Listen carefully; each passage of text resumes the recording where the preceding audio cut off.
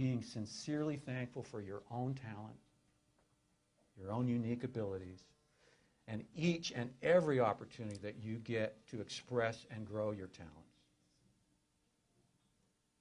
Also know that there's plenty of success to go around, that what somebody else achieves does not take anything away from you.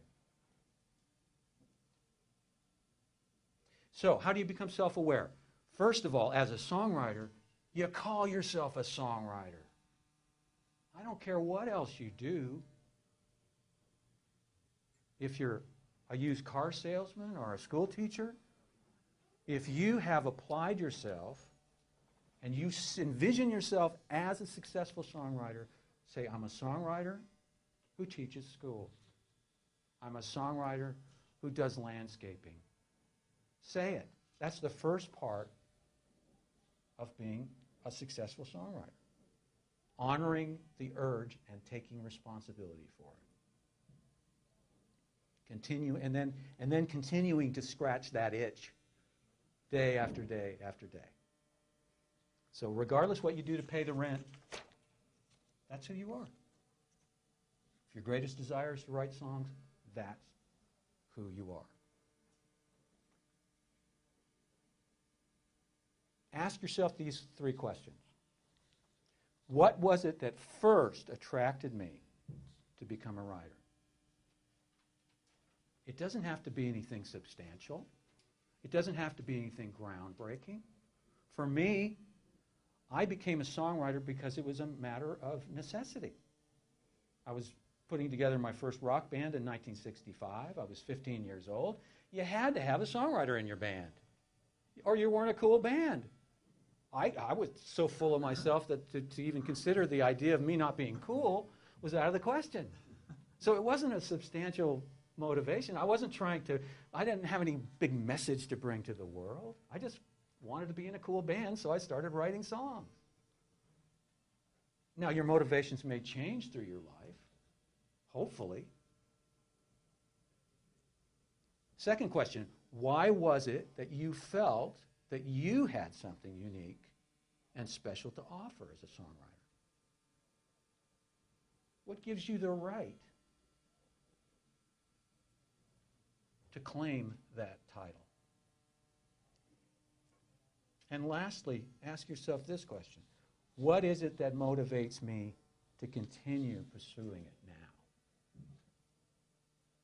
If you don't know the answers to these questions, how is it that you're going to continue to work strategically towards success? So that's the self-awareness part. The next part is the attitude adjustment part. I do not come by being a nice person, being a positive person, being a lighthearted person naturally. I'm 50% Finnish. We are morose, depressed alcoholics. I have had to work on my attitude, my thoughts, monitor my brain, every thought and everything that comes out of my mouth for years and years and years. And I'm always surprised and shocked when somebody says, oh yeah, I heard about you. I heard you're a really nice guy. Nobody said that about me in high school. They always would say, he's really conceited or, whatever. It's because I was lost in my own thoughts. I was coming up with song ideas and I was picturing myself on stage swaggering around with my guitar down around my knees, I wasn't, sure I had a big ego, but I wasn't conceited or cocky in that way. I just was lost in my own creative world. Does anybody hear about the songwriter who won the lottery? I told this to you before. They asked him what he was going to do with all that money. And he said, thought about it for about 10 seconds, and he scratched his head. He says, I don't know, I guess I'll just keep writing until it's gone.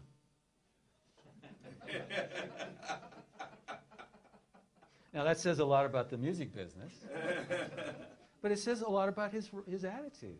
I think he's got a pretty darn good attitude.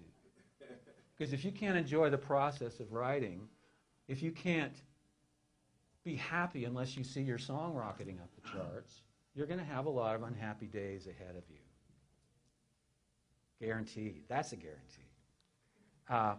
So as sad and hilarious as that story is, you cannot swing a cat in this town, as if anybody really would swing a cat, without hitting a songwriter who's complaining about this business. You know, complaining about how they can't get a cut, about complaining about how hard it's getting, complaining that Taylor Swift can't sing. You know, that's not going to get them anywhere. Please, don't fall into that group of people. You know, we need to program ourselves, check our thoughts, check our words continually, 24 hours a day, to make sure that we're putting out something positive. When you walk into a situation like this, or an NSAI event, or a number one party at BMI, when you're walking down the sidewalk outside, be thinking, get your 10-minute or your 10-second elevator speech ready to go. Because you're going to hear that question. How's it going? What's happening? You don't need to brag about anything, but say something positive. You know, I just finished a new song. I love it. Just got a hold with so-and-so. Cut a demo last week that you've got to hear. You know, you don't want to tell somebody I'm the greatest songwriter that ever lived. Or, here, man, take my CD, you'll find out. But you do want to say something positive because you want to be somebody that is perceived as a success, and you want to convince yourself that you're a success, right?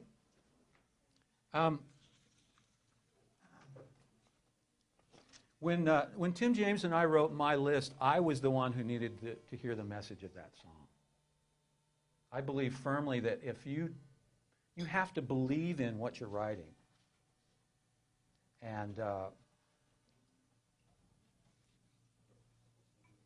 finally, I really, at that point in time, even though I had been really working on my attitude, I still had this residual resentment. You know, I'd pull up to a stop sign, I'd look to my right, there'd be a guy in a Porsche, he'd have an expensive haircut, he'd be on his cell phone. I knew he was gone home to his 20-room mansion in Belmead. And I'd say, what has that guy got that I don't? You know? Is he more talented than me? Does he deserve success more than I do? So I had to actually retire from the music business and step back and gain some gratitude about all of the talent that I was given, all of the opportunities I was given through the years, and say, man, I've had some great good fortune. And that's when I had my biggest success. That's when I let it go. You know, I let God do it. Amen. And so all of the elements came together in that one song. My craft that I'd been working on conscientiously for years, a unique intuition, a passion, and a point of view, an excellent little demo that I produced myself on my own little 8-track hard drive in my attic. I invested in the equipment, learned how to use it. The network that I described earlier between myself, Tim James, and Toby Keith. A marketplace that miraculously was poised to accept the message of the song in the post-9/11 year. And 2 songwriters who were in the headspace to accept the success with gratitude. It happened for me because I believed that I deserved it, because every day I visualized abundance and positive recognition in my life and felt the emotional elation of providing for my family. Not because it was for me, but because I was able to give to my family and because I knew how proud my parents and my brothers would be of me. That gave me an incredible emotional buzz. It happened because I stopped complaining, either out loud or in my own head. I stopped envying those who had more success than me. I came to a knowing that there is plenty for everyone. Yes, you learn your craft. You get coaching and constructive feedback and rewrite. Yes, by all means, go out and meet people, get your face out there, cultivate relationships, build a network of peers, take every opportunity to impress industry decision makers and win their trust. Prove to them that you can continue to deliver the goods, that you can take the good news and the bad news. Yes, learn how to produce great demos or figure out a way that works for you. Yes, be proactive on behalf of your songs. Play them for everybody you can, either live or recorded. Be creative and get your songs as close to the artist as possible. Don't play by the accepted rules when it comes to pitching songs. But as you do those essential things, also be aware of why you do what you do. Write about what you care about, not what you think somebody else is going to care about. Stay in touch with your own unique intuitions while putting those special inspirations in a familiar, well-structured frame. Craft.